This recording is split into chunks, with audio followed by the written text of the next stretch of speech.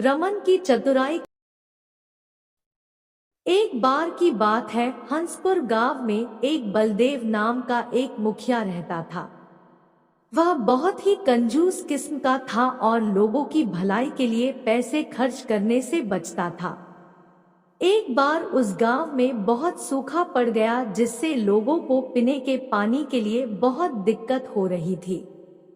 गांव के लोग दूसरे गांव से पानी लाकर कुछ दिनों तक अपना काम चलाते रहे, लेकिन उसके बाद उनने भी पानी देने से मना कर दिया।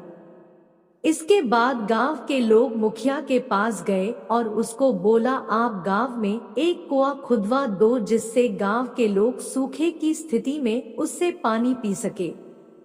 मुखिया ने कहा, कुआं खुदवाने के लिए बहुत पैसे लगेंगे, इतने पैसे मेरे पास नहीं है। यह कहकर वह चला गया। गांव में रमन नाम का एक चतुर लड़का रहता था। उसने गांव वालों से कहा, हम गांव वालों को ही मिलकर कुआं खोदना चाहिए। उसकी इस बात को सब गांव वाले मान गए।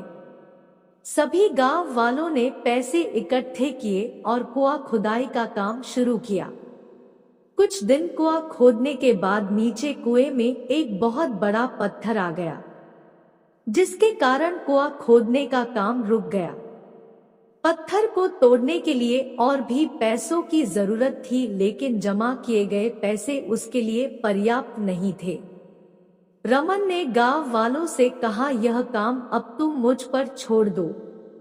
रमन ने रात को जब कोई नहीं था तब आकर कुएं में 5-6 पीपे तेल के उस कुएं में डाल दिए। सुबह जब गांव के लोगों ने कुएं में तेल देखा तो पूरे गांव में यह बात फैल गई कि कुएं में से तेल निकल रहा है।